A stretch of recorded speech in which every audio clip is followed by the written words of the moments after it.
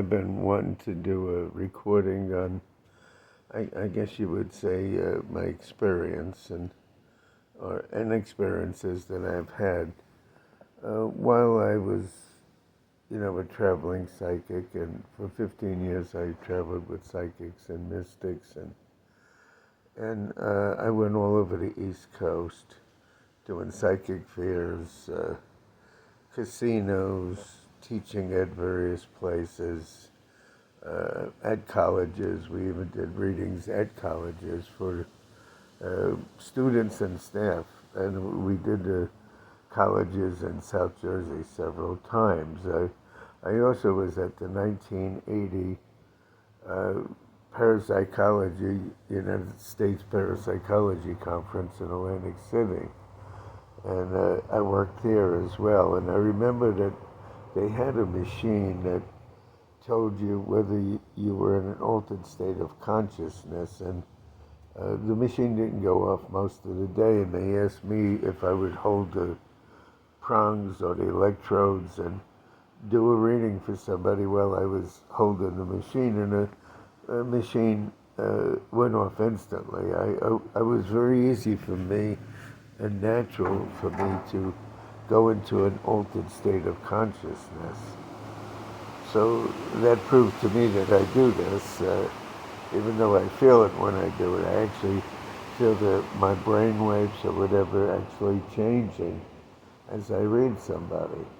But initially, when I was a young person, I went to a half-price bookstore in Elizabeth, New Jersey, and they had all these books on metaphysics, numerology, palmistry, numbers, all kinds of books. And I started buying them and going back and forth to the store many, many times. And I read all these books, and I was young.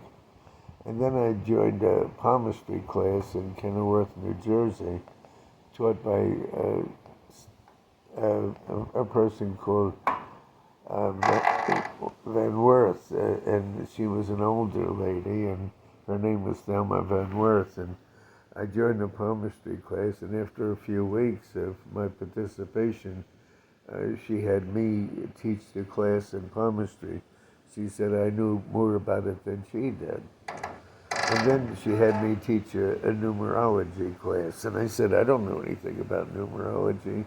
And she gave me several books on numerology, and I digested them, and I taught the class. And she sat back and she said that she had never heard of the things that I came out with from reading those books, that she had read those books, and she never was able to extract that type of information from those books that I did. And then I remember I was teaching classes with her in the palmistry and the numerology, and we had meetings every week, and I met all the psychics that she was working with, and she started doing shows at like Ramada Inns and Holiday Inns, and she called me to do shows with her. She said I was one of her prize students, as she put it. So I remember that I took a deck of what they call gypsy witch cards, and they're cards that, have pictures of gypsy witches, and I went over it real quick, and I put the cards down. I remember this lady came to me, and I said, you're going to meet somebody very soon, and you'll probably marry them. And she said, that her husband had died 7 years before, and she never met anybody else, and am I sure? And I said, well, that's what I'm getting. She says, well, when will I meet them? And I said, in 3 weeks. And then that was the end of that. And then I remember that there was a sign in Menlo Park, New Jersey, that they were going to have a psychic fair. And I figured, well, I'll go there and apply. I'll just do it part-time. I didn't want to, do it full-time, because at that time I had a problem. I was involved in a serious car accident where somebody rear-ended my car at 40 miles an hour. And I was like disabled, and this was to get me back out in the world. So I went there, and they told me you have to be interviewed by Shirley, who was one of the owners of the show, and she'll be here in the morning. And I was to interview with her.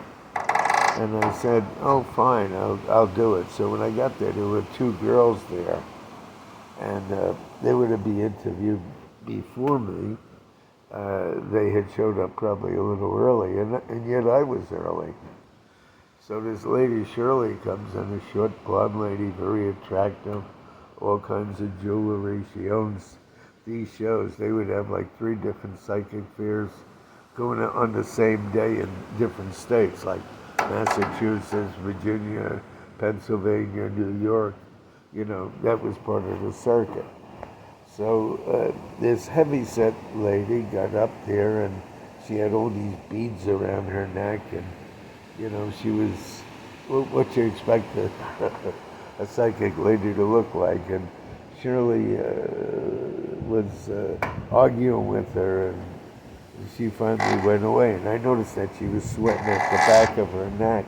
And I know they call that flop sweat.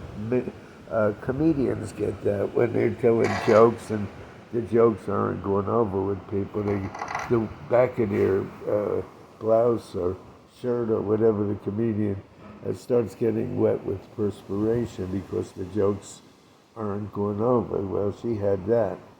And then the other lady who was like tall and thin, and she had a tote bag, and she took tarot cards out, and she was interviewed by Shirley, and Shirley was shaking her head no, and finally the woman got up and left, and a few cursed her out, and then they said it was my turn. But meanwhile, there was a couple of psychics in the back that were working this show, and they were betting how long it would take before Shirley would bounce the 2 ladies and bounce me. And as I walked around, they said, he'll only last 5 minutes. So I sat down with Shirley, and I did palmistry, and I did cards. And I just was doing it and doing it, didn't think about it. And finally, her husband, Vinny, was standing over the table. And he said to her, you've been at this for a half hour.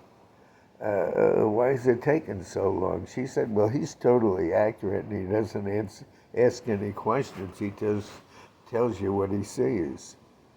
And then what happened was she said, could you be here in the morning? I'll have a table set up with your name on it.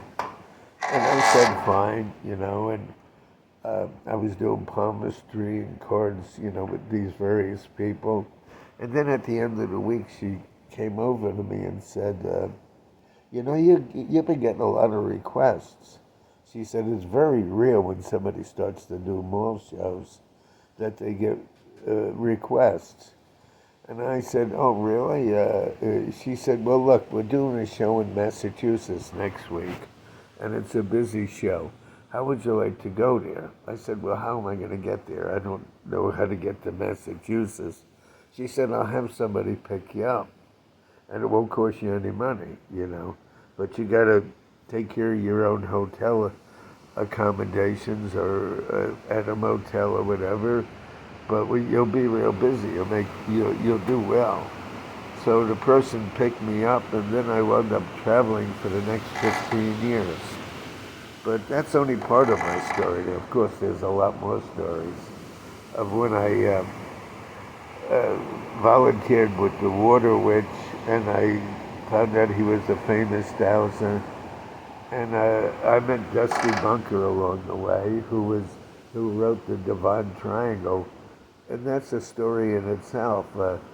She was only reading psychics that day. She was like an icon of the psychic world because she had written this book, The Divine Triangle, and it was famous among all the psychics. It was like it was like a trustees on psychic work, and she was considered like a regular icon, like a superstar.